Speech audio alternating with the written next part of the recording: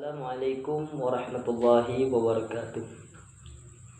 Saudara-saudara, di video kali ini saya akan membahas tentang hukum melakukan Al-Quran. Al-Imam Syafi'i, beliau berpendapat bahwasanya hukum melakukan Al-Quran itu ada dua. Yang pertama mubah dan yang kedua adalah makruh. Kalau yang mubah, apa dalilnya? Yaitu hadis Nabi Muhammad SAW, Zayyinul Qur'ana bi aswatikum. Kata Nabi, hiasi bacaan Al-Qur'anmu dengan suara yang merdu. Dan yang kedua adalah tadi makruh. Makruh itu secara definisi fikihnya dikerjakan tidak apa-apa, dan jika kita tinggalkan kita akan mendapatkan pahala.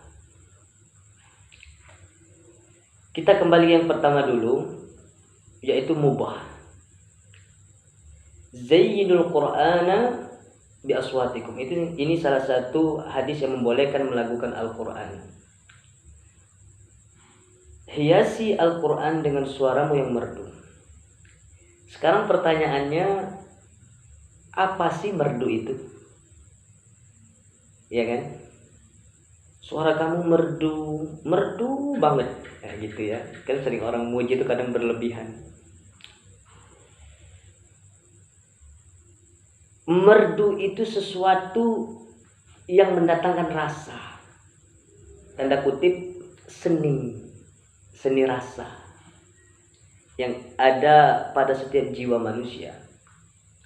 Keindahan, ya kan? Sesungguhnya Allah itu indah dan menyukai keindahan. Jadi merdu itu sesuatu yang mendatangkan keindahan, mendatangkan rasa, mendatangkan seni untuk kita bergairah mendengarkan bacaan Al-Quran.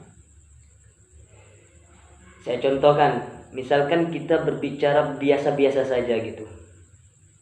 Misalkan saya berbicara seperti ini.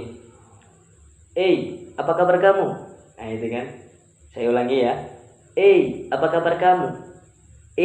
Apa kabar kamu? Itu biasa saja.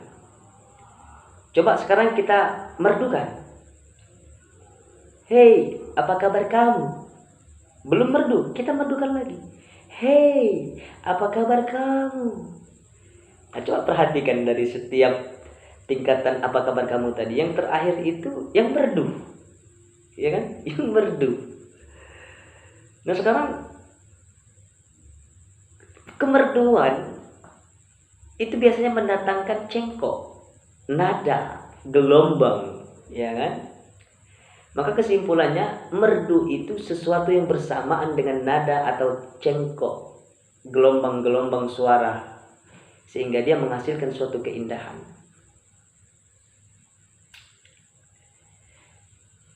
Jadi hiasi bacaan Al-Quran, kata Nabi, dengan suara yang merdu. Ya, cara untuk memerdukannya yaitu disertai dengan nada. Kalau kita ngaji Al-Fatihah biasa saja, yang tidak pakai merdu-merdunya, maka kesannya seperti membaca buku. Apa contohnya? A'udzubillahi minasyaitonirrajim. Bismillahirrahmanirrahim. Alhamdulillahirabbil alamin. Arrahmanirrahim. Malik yaumiddin. Kan tidak ada rasa. Coba kita merdukan. Bismillahirrahmanirrahim. Alhamdulillahi rabbil alamin. Ar-Rahmanir-Rahim. Maliki yaumiddin. Kan ada rasa, enak dengarnya. Itu ya. Nah sekarang, karena Al-Quran itu adalah seni, ya kan? Karena Al-Quran itu juga mulia, maka kita muliakan dengan seni tarik suara. Kan tajwid itu tujuannya untuk memperindah bacaan. dalam kurung yaitu dari segi suara. Sekarang ulama qurra itu membagikan jenis lagu ketika melagukan Al-Quran itu ada empat. Yang pertama ialah tertil. Apa yang dimaksud dengan tertil? Tertil itu adalah membaca Al-Quran dengan baik dan benar, baik dari segi bentuk kalimatnya atau ayatnya maupun secara susunan ayatnya. Apa yang baik dan benar menurut bentuk ayatnya itu atau kalimatnya? Ya misalkan alhamdulillahi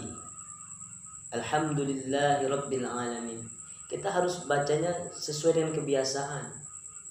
Tidak boleh kita merubah bentuk kalimat alhamdulillahi rabbil alamin itu. Misalkan kita baca alhamdulillah dan itu tidak pernah ada. Atau alhamdulillah. Itu tidak biasa. Dari segi susunan apa? Dari segi susunan misalkan ayatnya tidak berurut kita baca.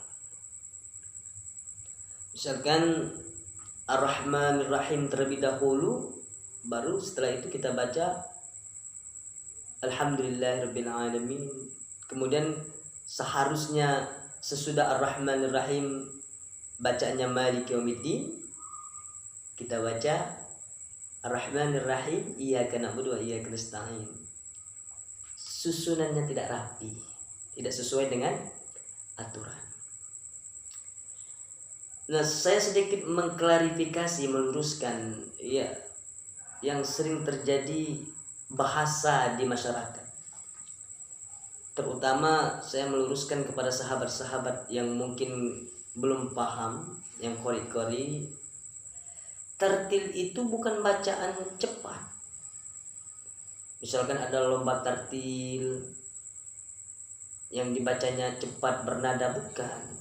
Yang misalkan Bismillahirrahmanirrahim amma yatasaalun. Bukan itu. Tapi tertil itu adalah tilawah. Iya kan? Yang sering di musabaqah diperlombakan orang itu yang pakai tarik suara. Yang misalkan A'udzu billahi minasyaitonir rajim. Bismillahirrahmanirrahim. Yang mendayu-dayu seperti itu tartil. Iya kan? Jadi itu ya. Jadi tertil itu membaca Al-Quran dengan baik dan benar sesuai dengan bentuk kalimat atau ayat dan susunannya. Yang kedua adalah tahqiq. Ya, tahqiq pakai h kecil, tahqiq. Tahqiq itu digunakan ketika guru ingin mengajarkan murid-muridnya dalam hal-hal yang berkaitan dengan ilmu-ilmu Al-Quran seperti tajwid, lagu, ya dan segala macamnya. Kemudian yang ketiga adalah tahdir, tahadar. Jadi hadar ini yang dimaksud dengan bacaan cepat. Yang membaca bacaan cepat ini bukan cepat seperti tartil yang saya contohkan tadi, memang cepat. Ya. Memendekkan bacaan, menyukunkan, mengetengahkan, ya kan?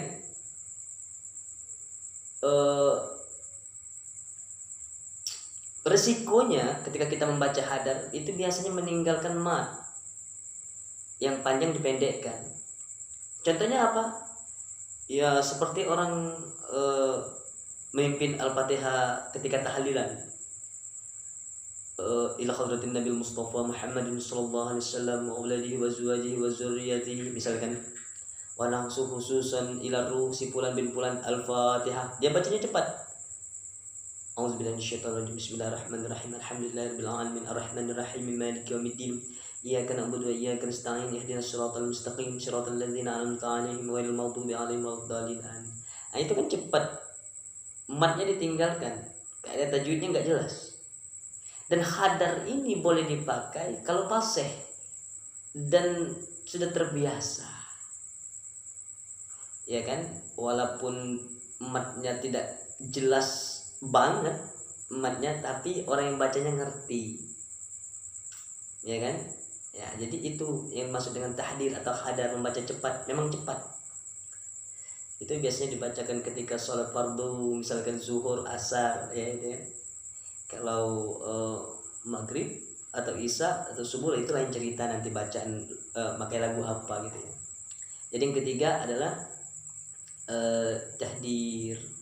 Tahdir ini dipakai oleh imam qiraat yaitu Abu Ja'far, ya. Kemudian Ibnu Katsir. Kemudian ada lagi Abi Amir. Itu ya, dan sebagainya. Adapun yang keempat, model lagu dalam melakukan Al-Quran ini adalah tadwir. Tadwir. Nah, tadwir ini bacaan sedang antara tartil yang tilawah tadi dengan tahdir yang cepat tadi.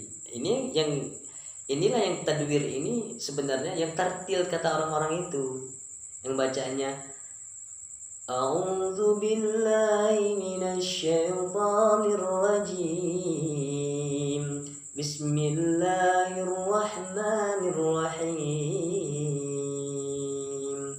Wadduha wal laili idza saja.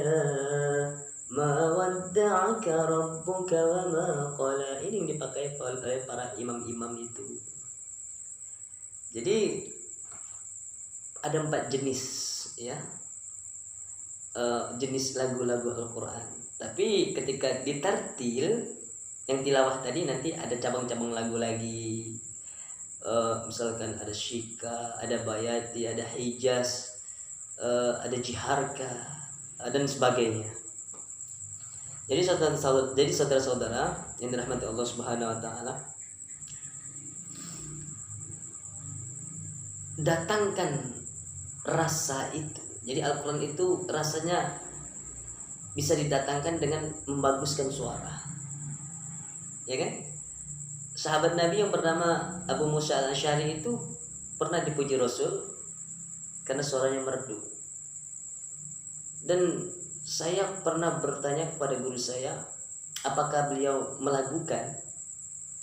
Wallahu alam, beliau tidak menjawab bahwa beliau itu melakukan, tapi feeling saya sesuatu yang merdu itu pasti dilakukan. Maka insya Allah mudah-mudahan Allah tidak menghukumi saya, Abu Musa al-Asy'ari sahabat Rasul itu dia pakai lagu, ya kan? Dan Nabi memuji kemerduan suaranya itu dikarenakan dia melakukan. Hanya saja bagaimana lagu beliau itu saya kurang tahu. Saudara-saudara, pentingnya kita melakukan Al-Quran itu adalah syiar, ya. Sebenarnya tujuannya adalah syiar. Kan ketika sahabat Nabi yang bernama Bilal itu azan merdu, sehingga orang banyak merindukan azan beliau itu kan. Artinya syiar untuk orang mendekatkan diri kepada Tuhan. Hanya saja saya pribadi mengingatkan, dan kepada teman-teman juga saya mengingatkan, kita jangan sampai tertipu pala takhtar. Kita korek-korek ini jangan sampai tertipu. Saya mengajak kepada semua, jangan sampai kita karena memiliki kelebihan, ya, bisa melakukan Al-Quran sehingga niat kita salah. Ini yang paling penting. Secara zahir ya kita bisa menampakkan, tapi batin kita mesti luruskan. Karena perkara yang paling berat ini, saudara-saudaraku, semuanya adalah meluruskan niat. Ini yang mesti kita perhatikan. Saudara-saudara, ketika kita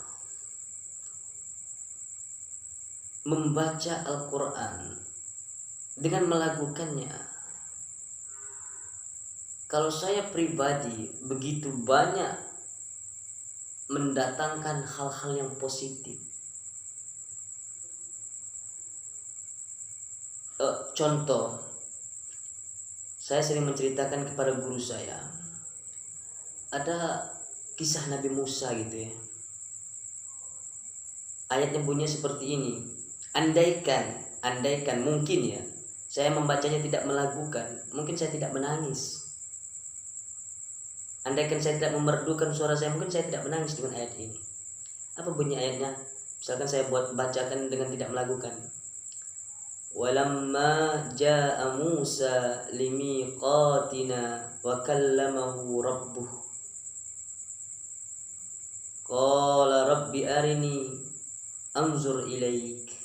Qala lan tarani walakin inzur ilal jabal fa in istaqarra makanahu fasawfa tarani.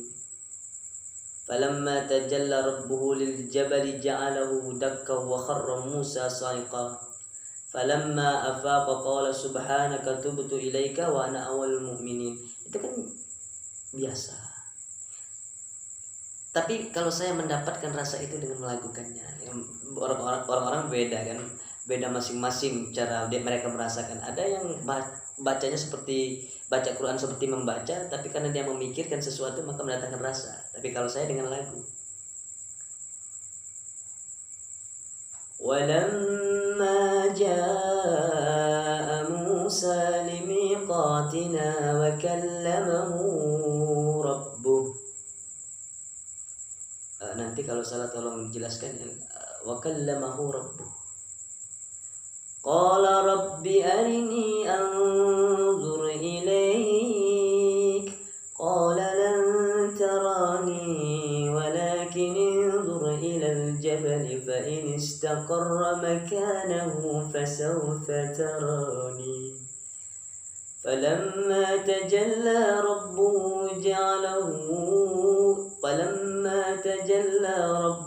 للجبل جعله دكا وخر موسى صعقا. فلما أفاق قال سبحانك تبت إليك وأنا أول المؤمنين. Itu menceritakan tentang Nabi Musa ingin melihat Tuhan. Jadi kata Tuhan, engkau tidak bisa melihatku, lihatlah di gunung ya. Kalau gunung itu tidak pecah maka engkau bisa melihatku, tapi kenyataannya gunung itu pecah. Nabi Musa pingsan. Sampai sebegitunya saya ketika mengulangi dengan semakin saya baguskan lagu-lagunya, semakin menetes air mata saya. Jadi rasa yang didatangkan dengan melakukan Al-Quran. Hanya saja selain kita membenarkan hati kita, tugas kita adalah harus sesuai dengan kaidah tajwid, makharijul hurufnya, kemudian hukum-hukum tajwidnya, karena harus benar. Andai kalau kita salah membaca huruf atau salah menyebutkan huruf maka menyalahkan arti. Apa contohnya? Kalau ada orang membaca la in sakartum la azidannakum wa la in kafartum inna azabi lasyadid. Kalau dia membacanya dengan sa kecil, tidak ada titik 3, maka artinya bukan bersyukur tapi mabok-mabokan. Kan beda. Barang siapa yang mabok-mabokan maka akan ditambah. Itu salah makna. Tapi kalau kita benar pakai hurufnya la in syakartum, maka itu bersyukur. Ya kan? Atau contoh lagi, wa huwal ladzi khalaqas samawati wal ardh Dialah Allah yang menciptakan. Kalau dia pakai kha, pakai daha, ada daha dikit, ada kha, ada titik, maka artinya menciptakan. Tapi kalau kita jauh melenceng, wa huwal ladzi khalaqas samawati wal ard, itu artinya bukan menciptakan tapi mencukur. Masa Allah mencukur langit dan bumi? Kan itu. Pentingnya kita belajar tajwid. Pentingnya kita membaca Al-Qur'an sesuai dengan ilmunya.